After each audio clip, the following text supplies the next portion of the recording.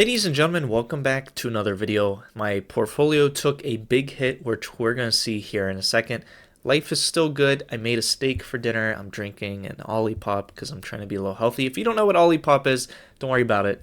Totally irrelevant, but today we're going to go through some tips that I've put together from selling options for well over a year now when it comes to a red market. Because that's what we're experiencing right now. And before we get into it, if you like this kind of content, please consider subscribing. That way you don't miss any future videos. If you want to join our private selling options chat group, you can see what I'm thinking in real time and talk with some other option sellers. It's linked in the description. We'd be happy to have you there. Come check us out. And also, if anything else, if you could do anything, if you don't care about those other two things, if you just like the video, hit that like button. That would mean the world to me. That way it reaches more people.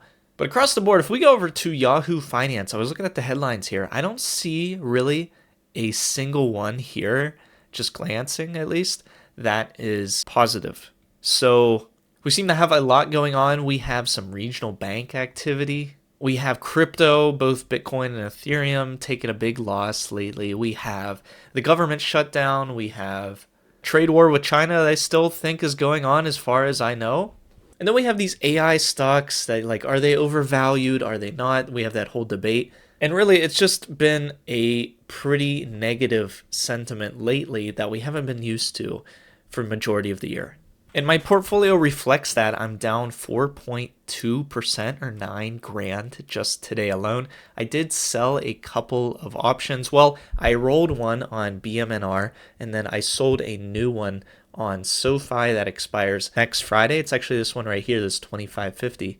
I sold it, made $37. I thought that was great. Right now it's worth $79, which is not what you want to see when you sell options. You want to see things depreciate, not appreciate.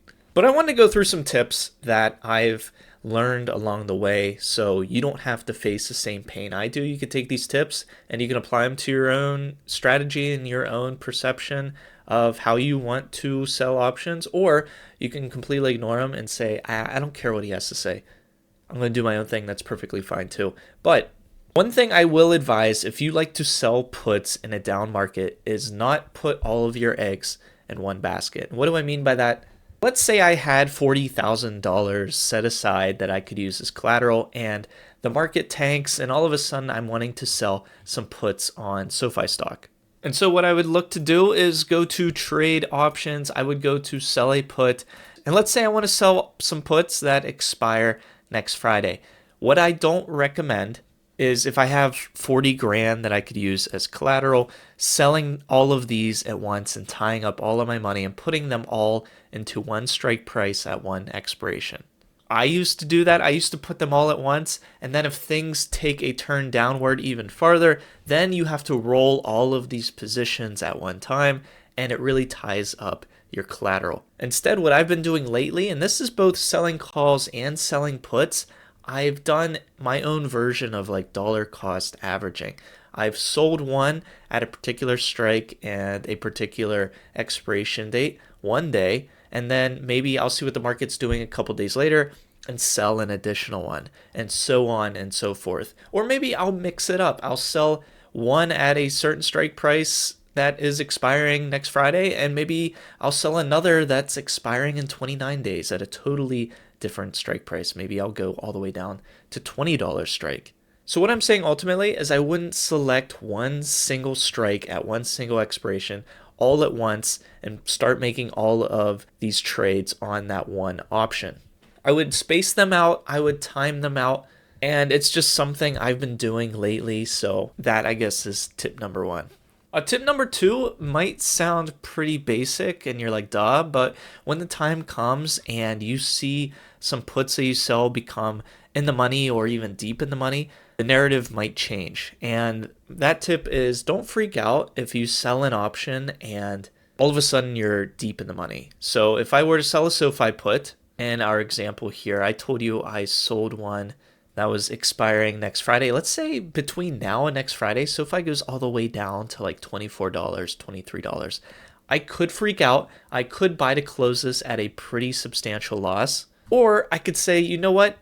I sold an option, so I have options when it comes to being able to get out of this position. The main one is rolling this position. If you're not familiar with what rolling an option is, you're basically buying to close the open one that you have right now and selling to open a brand new one. So with this put, if it became in the money, what I would look to do is roll it to a new strike at a later expiration date. So let's say all the way in December, and then the strike price would be a lower strike price than the current position. So the current position's at $25.50. Maybe I want to roll it to a $21. And what's great about this, some of the time, this isn't always going to be true, but if you pick the correct expiration date and the correct strike price, you can make additional money doing so. So if I were to roll this position right now, I'd make $33 additionally, while also giving me more of a buffer and a longer time duration to let things play out. Because just like index fund investing, selling options is kind of the same in the sense that time is typically on your side. If you roll something out and you truly believe in the underlying stock, like I do with SoFi, then I have a good conviction that it will recover and it'll come back to its current levels or maybe even surpass it sometime in the future. Of course, that's not a guarantee. Things can continue to go down, so you might have to end up buying it back or just seeing how things play out. But just know in the back of your mind, rolling it, giving yourself more time, giving yourself more of a price buffer, that's always an option for you to take. And let's say things are different. We're in a green market, things are vertical lining, and I want to start selling covered calls now. Well, the same rules basically apply. If I'm deep in the money and I don't want to end up selling my shares, I can roll them.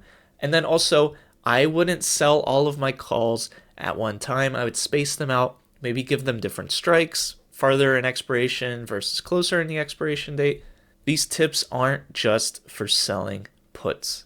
So if you're selling options on red days, I think it's a good thing to do, because if you sell puts on stocks that you like, you're basically making more money, because all of a sudden people have a more negative sentiment by declaring that you'll purchase 100 shares at a lower price than it's trading at today. So I think it's a win-win. That's why I love selling options. I make income by saying, hey, I'm willing to purchase shares if the stock tanks, and I can scoop them up at a big discount. So hopefully you found this video useful. If you did, like I said, please hit that like button. That way it reaches more people. And I hope to see you in a future video.